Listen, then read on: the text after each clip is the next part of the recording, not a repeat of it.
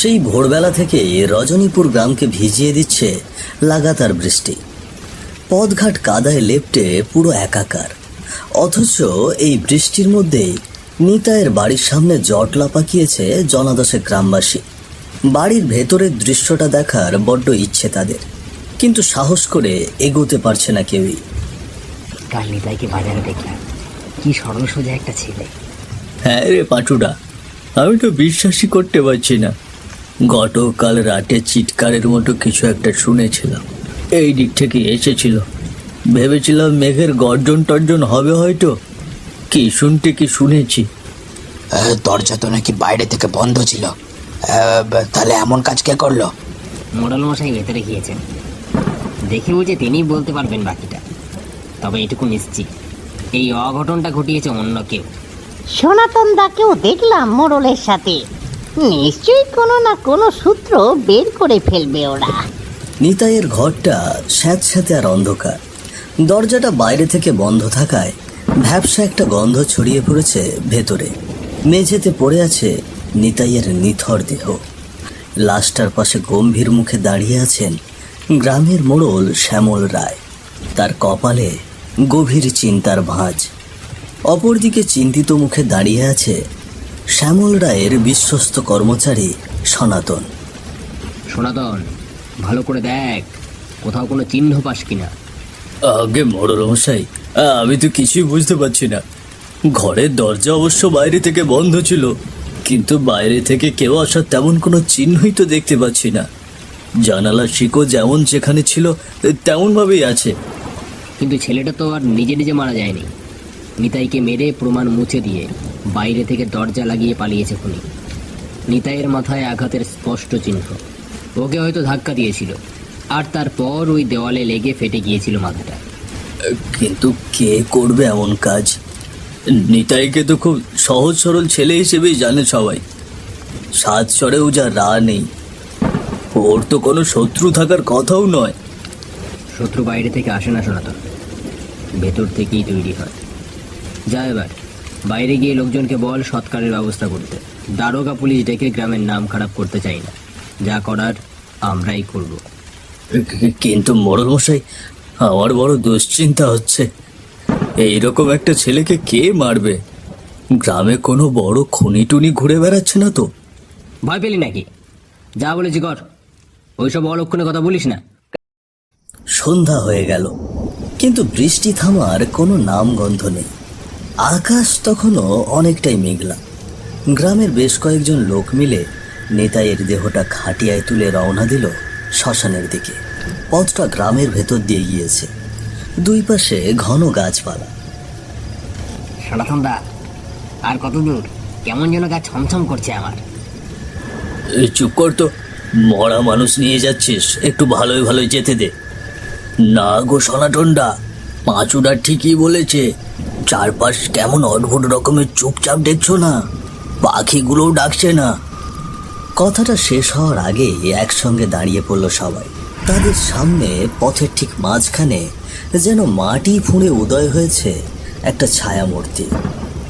আর সেই অবয়বটা নিতাইয়ের। মাথায় আঘাতের দাগ, রক্ত গড়িয়ে পড়ছে সেখান দিয়ে। পলকহীন চোখে নিজের খাটিয়ার দিকে তাকিয়ে আছে নিতাই। ওরে বাবারে, এ তো নিতাই! আরে সত্যি তো, নিতাই কিভাবে এখানে এলো? এ কি তাহলে নিতাইয়ের প্রেতাত্মা? ঠিক যেই মুহূর্তে রাস্তায় নিতাইয়ের আত্মাকে দেখে গ্রামবাসীরা ভয়ে স্তম্ভিত হয়ে গিয়েছে, সেই একই সময়ে শ্যামল রায়ের বাড়ির সামনেও ঘটল এক অদ্ভুত ঘটনা। হঠাৎ তার চোখের সামনে কোথা থেকে হাজির হলো নিতাই, ঠিক যেন জীবন্ত। মোড়ল মশাই তো নিতাইয়ের সৎকারে গিয়েছেন, তাহলে নিতাই এখানে কি করছে সেটা কোনোভাবেই বুঝে উঠতে পারল না বৃদ্ধ হরিপদ। আরে নিতাই না, তুই এখানে কি করছিস? তোর তো... কথাটা শেষ করতে পারল না হরিপদ। বৃদ্ধ মানুষ আসলে এতক্ষণ তার মাথাটা সেভাবে কাজই করেনি। হঠাৎ মনে পড়ল নিতাই তো মৃত, তাহলে তার সামনে যে দাঁড়িয়ে আছে সে নিশ্চয়ই নিতাইয়ের প্রেতাত্মা। ওরে ওরে বাবা রে, ভূত! কে আছো? কে আছো? বাঁচাও, বাঁচাও! বাঁচানোর মতো কেউ এলো না সেখানে। চোখ উল্টে অজ্ঞান হয়ে পড়ল হরিপদ। ওদিকে নিতাইয়ের আত্মা সবার সামনে দেখা দিতেই প্রচণ্ড আতঙ্ক ছড়িয়ে পড়ল গ্রামবাসীদের মাঝে। যদিও নিতাই কিছুই করছে না, কিন্তু পালানোর জন্য ঠিকই তৎপর হলো সবাই। কি নিতাইয়ের প্রেতাত্মা এখানে এলো কি করে? জানি না বাপু, আগে পালাতে হবে। পালাও পালাও সবাই। ভয়ে খাটিয়া ফেলে মুহূর্তের মধ্যে যে যেদিকে পারল দৌড়ে পালাতে শুরু করলো সবাই। শ্মশানের পথে কাদামাটির ওপর পড়ে রইল নিতাইয়ের নিথর দেহ আর খাটিয়া। এদিকে কারোরই বুঝতে বাকি রইল না নিতাইয়ের আত্মা আসলে শান্ত হয়নি। তার সৎকার আজ রাতে আর সম্ভব নয়। অতৃপ্ত আত্মা নিজের সৎকার নিজেই আটকে দিয়েছে, কিন্তু কেন আটকে দিয়েছে সেটা বোঝা বড়ই মুশকিল। পরদিন সকালে বৃষ্টি থেমে গেলেও তখনও গোমড়ামুখ হয়ে রয়েছে আকাশ। রজনীপুর গ্রামের একমাত্র বাজারটাতে লোকজন কম। সবার মুখে গতকাল রাতের ঘটনার আলোচনা। পাঁচু বাজারে গিয়ে মন মরা হয়ে ঘুরে বেড়াচ্ছিল। এমন সময় সেখানে এলো দিনু। দিনু, কিছু শুনেছিস নাকি?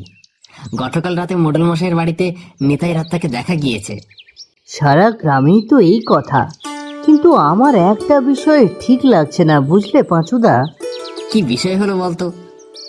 আত্মা যদি প্রতিশোধ নিতেই আসে, তাহলে সে নিজের সৎকার আটকাবে কেন? আর মোড়লের বাড়িতেই বা কেন যাবে? মোড়ল তো আর কোনো ক্ষতি করেনি। কে জানে বাবা, ভূতের মতিগতি বোঝা মানুষের কম্য নয়। হয়তো সবারই ওপর চটে আছে নিতাইয়ের আত্মা। আমার কিন্তু অন্য কিছু মনে হচ্ছে। একটা জিনিস দেখেছি আমি, কিন্তু ভয়ে কাউকে বলিনি। কি দেখছিস বল না।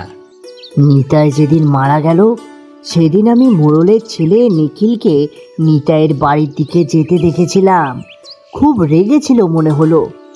কিন্তু ওকে তো নিতাইয়ের একরকম বন্ধু বলা চলে। বন্ধুত্ব আর শত্রুতার মধ্যে তফাৎটা খুব সামান্য পাঁচুদা। আমি নিশ্চিত নই, কিন্তু মন বলছে নিখিলের কোনো হাত আছে এই ঘটনাটার পেছনে। চুপ কর দিনু, মোড়লের ছেলের নামে এসব বললে বিপদে পড়বি তুই। যা দেখেছিস সব ভুলে যা। দিনু আর কিছু বলল না, কিন্তু মনের ভেতর সন্দেহ আরো বেশি করে দানা বাঁধল। সে বুঝতে পারছে নিতাইয়ের আত্মা হয়তো বিচার চাইছে কোনোভাবে, কিন্তু এই কথা মোড়ল শ্যামল রায়কে বলার সাহস দিনুর নেই। শ্যামল রায়ের বিশাল বাড়িটা থমথমে। গতকাল রাতের ঘটনার পর থেকে নিজেকে ঘরের মধ্যে বন্ধ করে রেখেছে নিখিল। কারোর সাথে কথা বলছে না, এমনকি খাওয়া দাওয়া বন্ধ। শ্যামল রায় কয়েকবার এসে উঁকি দিয়েছেন, সনাতনকে দিয়েও কথা বলানোর চেষ্টা করেছেন, কিন্তু কোনো সাড়া পাননি। এই নিখিল, শুনতে পাচ্ছিস আমার কথা? মুখ দিয়ে একটু শব্দটাও করছিস না। কি হলো কি তোর? এইভাবে চুপচাপ বোবার মতো ঘরে বসে থাকলে শরীর খারাপ করবে তো। নিখিলের দিক থেকে কোনো উত্তর এলো না। সে গুটিসুটি হয়ে বসে আছে বিছানায়, যেন ভয় আর দুশ্চিন্তায় প্রায় আধমরা। কোটরে ঢুকে গিয়েছে চোখ দুটো, সেই সাথে ঘোলা দৃষ্টি।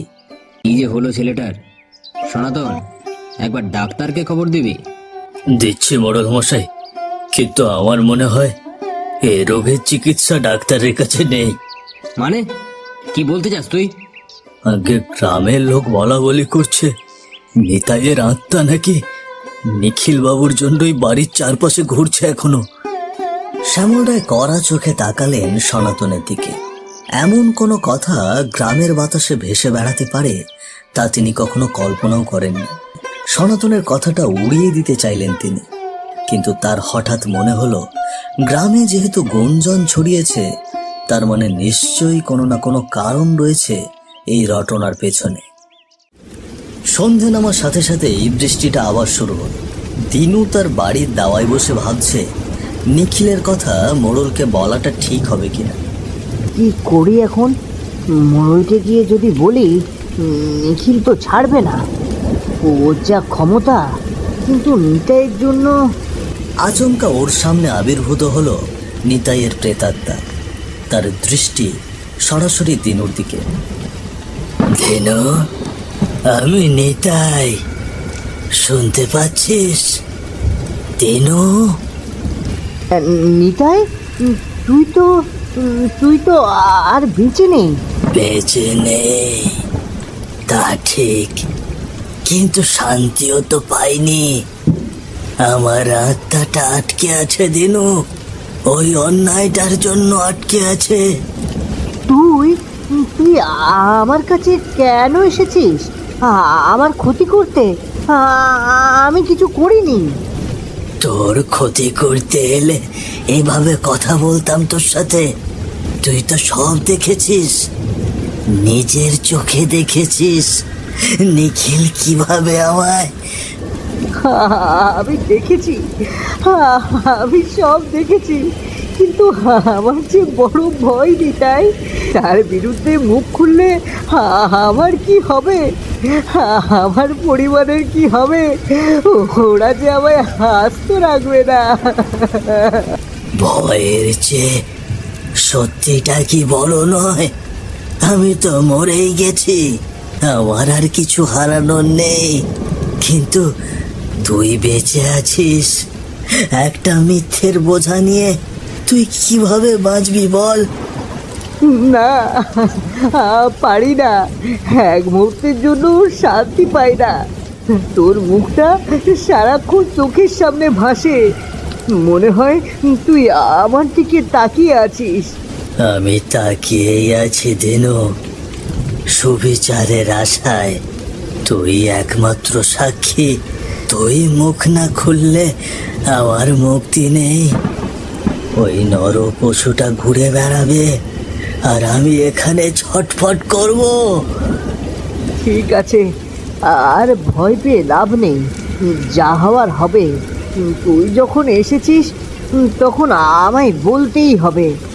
মোড়লের কাছে গিয়ে সব সত্যিটা খুলে বলবো, ন্যায় বিচার পাবি তুই। বাজারের এই চায়ের দোকানটাতে বসে আড্ডা দিচ্ছে কেষ্ট, হরিশ ও ভুবন।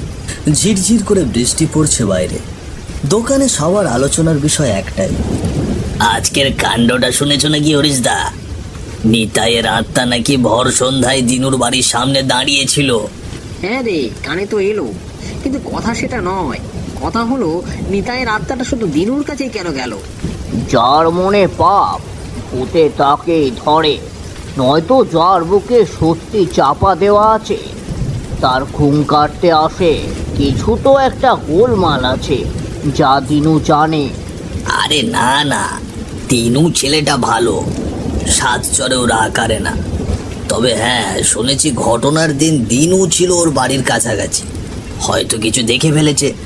পাপ না করুক, পাপ তো চোখে দেখেছে। দিনুই শেষ দেখেছিল নিতাইকে, তার উপর গ্রামে এতক্ষণে সবাই জেনেছে। মোড়লের ছেলে নিখিলকে দেখা গিয়েছিল নিতাইয়ের বাড়ি যেতে। ভয়ে হয়তো বেচারা শুরুতে মুখ খোলেনি, আত্মাটা হয়তো এসেছে ওকে সাহস দিতে, হয়তো বলেছে যা দেখেছি সব বলে দে, না হলে তোর মুক্তি নেই। এমনটাও তো হতে পারে। আর মোড়লের ব্যাটার খবর কি? শুনলাম নাকি দরজা জানলা বন্ধ করে লণ্ঠনের আলোতেও ভয়ে কাঁপে। বাপ কি আর বাপকেও ছাড়ে? নিতাইয়ের আত্মা ঠিক ওর ঘাড়ে নিঃশ্বাস ফেলছে। একদিকে মোড়লের ক্ষমতা আর একদিকে ভূতের ভয়। দিনু যদি মুখ খোলে তবে ওর কপালে যে কি আছে কে জানে। সত্যি বেশি দিন চাপা থাকে না, এখন দেখার বিষয় দিনুর মুখ ফোটে নাকি নিখিলের পাপের ঘড়া আরো পূর্ণ হয়। রাত তখন অনেক হয়েছে, বৃষ্টিটা ধরে এলেও মেঘ কাটেনি। শ্যামল রায় বাড়ির সামনে দাঁড়িয়ে আছেন। গ্রামের আরো কিছু মানুষ জড়ো হয়েছে সেখানে। মূলত দিনুকে ডেকেছেন শ্যামল রায়। আজ একটা বিহিত করতেই হবে। গ্রামে যেসব কথা ছড়িয়েছে তার উৎস হচ্ছে এই দিনু। ওদিকে দিনু বুঝতে পেরেছে আজ রাতেই যা হওয়ার হবে। দিনু, এদিকে আয়। শুনলাম তুই নাকি আমার ছেলেকে নিতাইয়ের বাড়ির দিকে যেতে দেখেছিলি, কথাটা কি সত্যি? আগে মোড়ল মশাই, আমি যা দেখেছি তাই আপনাকে বলেছি। আমি নিখিল বাবুকে দেখেছিলাম। তুই আমার ছেলের নামে মিথ্যা অপবাদ দিচ্ছিস। আমি মিথ্যা বলছি না মোড়ল মশাই, আর শুধু আমি নই, নিতাইয়ের আত্মাও তাই বলতে চাইছে। সে আজ আমার বাড়ির সামনে এসেছিল, নিতাই বিচার চাই। পাথরের মতো কঠিন হয়ে উঠল শ্যামল রায়ের মুখটা। তিনি কিছু বলতে যাবেন, ঠিক তখনই বাড়ির ভেতর থেকে দৌড়ে বেরিয়ে এলো নিখিল। বাবা বাবা আমাকে বাঁচাও, বাঁচাও আমাকে, নিতাই নিতাই আমাকে তাড়া করছে। কি বলছিস? তোকে কেন তাড়া করবে? কি করেছিস তুই? আমি আমি নিতাইকে মারতে চাইনি বাবা। নিতাই আমার কাছে কিছু টাকা ধার করেছিল, আমি তো সেটাই চাইতে গেছিলাম। ও বলেছিল এখন দিতে পারবে না, তাই আমার খুব রাগ হয়ে গিয়েছিল। কি বলছিস এসব? ওকে শুধু একটা ধাক্কা দিয়েছিলাম আমি, নিতাই দেয়ালের ওপর আছড়ে পড়লো, আর তারপর ওর মাথাটা ফেটে গেল। আমি তখন খুব ভয় পেয়ে গিয়েছিলাম, তাই তো আমি তখন পালিয়ে এসেছিলাম। আমি ইচ্ছে করে কিছু করিনি বাবা, বিশ্বাস করো আমি ইচ্ছে করে কিছু করিনি। ঠিক এই সময় নিখিলের সামনে হাজির হলো নিতাইয়ের আত্মা। চমকে উঠল সবাই, তাদের চেয়েও বেশি চমকে উঠল নিখিল। ভয়ে আতঙ্কে যেন কোটর ছেড়ে বেরিয়ে আসতে চাইছে ওর চোখগুলো। ওই দেখো বাবা, নিতাই আসছে, নিতাই নিতাই আমাকে মারতে আসছে। এদিকে নিখিলের স্বীকারোক্তি শুনে চারিদিকে যেন বাজ পড়ল। ফিসফিসানি শুরু হলো গ্রামের লোকজনের মধ্যে। শ্যামল রায় এতটাই হতভম্ব হলেন যে মুখ দিয়ে কোনো কথাই বের করতে পারলেন না তিনি। ব্যক্তিত্ব সম্পন্ন সেই চেহারা মুহূর্তে ফ্যাকাশে হয়ে গেল তার। রাগ আর করবেন কি? একরাশ অবিশ্বাস আর মানসিক যন্ত্রণায় যেন দুমড়ে মুচড়ে যাচ্ছেন শ্যামল রায়। একটা নিরীহ ছেলের জীবন কেড়ে নিয়ে এখন দুর্ঘটনা দোহাই দিচ্ছিস? তোকে আমি এই শিক্ষা দিয়েছিলাম? মোড়ল মশাই, এবার কি করবেন? নিজের ছেলে বলে কি ছেড়ে দেবেন? শ্যামল রায় কিছু সময় চুপ করে রইলেন। এক মুহূর্তের জন্য সবার মনে হলো তিনি বুঝি কথা বলার শক্তি হারিয়ে ফেলেছেন ছেলের এই কর্মকাণ্ডের কথা শুনে। নিতাইয়ের সাথে অন্যায় হয়েছে, আর সেই অন্যায়ের বিচার হবে। আমি এই গ্রামের মোড়ল, আমার কর্তব্য গ্রামের শান্তি আর ন্যায় রক্ষা করা। আমার ছেলে অপরাধ করেছে, তাই সে শাস্তি পাবে, আর শাস্তি সবার জন্য সমান। বাবা তুমি কি বলছো? সনাতন, কাল সকালেই তুই থানায় খবর দিবি। নিখিলকে গারদে করে দিক, যা শাস্তি পাবার ও অবশ্যই পাবে। আমি কোনো বাধা দেব না। কথাগুলো বলবার সময় একবারের জন্য কাঁপল না শ্যামল রায়ের গলা। এমনকি নিখিলের দিকে চেয়েও দেখলেন না তিনি। সত্যি বলতে তাকানোর প্রয়োজন মনে করলেন না, কেননা এই ছেলেকে এখন নিজের ছেলে বলতেও ঘেন্না হচ্ছে তার। একই সাথে নিজের দেওয়া শিক্ষা নিয়ে সন্দিহান হয়ে পড়েছেন শ্যামল রায়। ছেলেকে মানুষ করতে পারেননি, তাই আজ নিখিল এমন কাজ করতে পেরেছে, আর এর জন্য নিজেকেই দায়ী করছেন শ্যামল রায়। নিজেই অপরাধ বোধে ভুগতে শুরু করেছেন তিনি। কিন্তু হঠাৎ ঘটল এক অদ্ভুত ঘটনা। যে নিতাইয়ের আত্মা এতটা সময় ধরে সবাইকে দেখা দিয়ে বেরিয়েছে, নিজে সৎকার পর্যন্ত হতে দেয়নি, সেই নিতাই হঠাৎ ধীরে ধীরে আবছা ছায়ামূর্তি হয়ে দেখতে দেখতে তার অবয়বটা হাওয়ায় মিলিয়ে গেল পুরোপুরি। চারপাশের থমথমে ভাবটা কেটে গিয়ে একটা ঠান্ডা বাতাস বয়ে গেল যেন। সবাই উপলব্ধি করল নিতাই শুধু নিজের বিচারটুকু চাওয়ার খাতিরে এই জগতে থেকে গিয়েছিল। কাল সকালে আমরা সবাই মিলে ভালোভাবে নিতাইয়ের সৎকার করব। ছেলেটা অনেক কষ্ট পেয়েছে, এবার ওর নিশ্চিন্তে ঘুমানো দরকার।